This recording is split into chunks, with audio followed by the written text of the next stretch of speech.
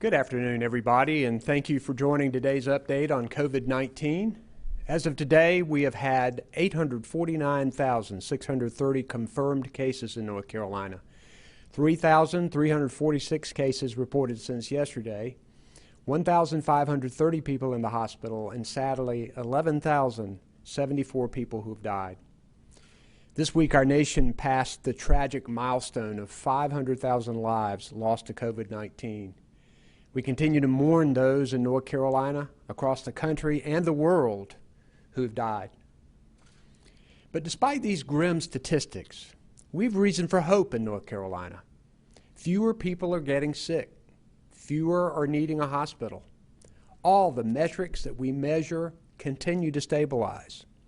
More people are receiving life-saving vaccines every day. And in fact, more than half of the people 65 and over in North Carolina have been vaccinated.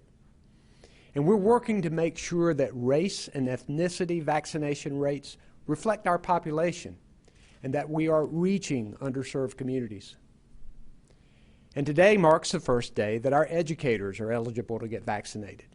Teachers and school staff will be able to get their shots as providers continue to vaccinate those in groups 1 and 2, that is, people age 65 and up, and our frontline healthcare workers. On March 10th, additional members of Group 3 essential workers will be eligible.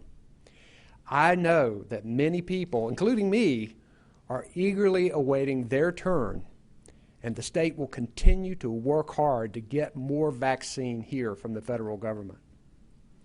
More students are able to return to the classroom in person following our recommendation on February the 2nd that in-person learning can happen safely when proper health protocols are followed. Getting children in the classroom is critical for their education and overall health.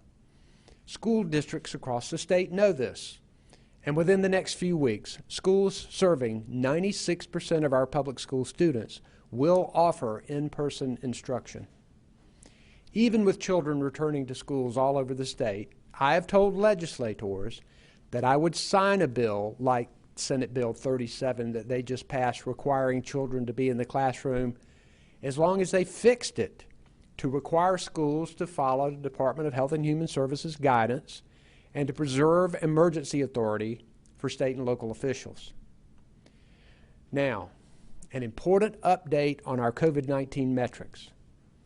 After alarmingly high numbers throughout the winter holidays, North Carolina's trends have declined and stabilized. Hospitalizations have dropped to their lowest point since before Thanksgiving. The percent of tests returning positive continues to decline. This is encouraging, and I'll ask Dr. Mandy Cohen, our Secretary of Health and Human Services, to talk more about our COVID-19 metrics.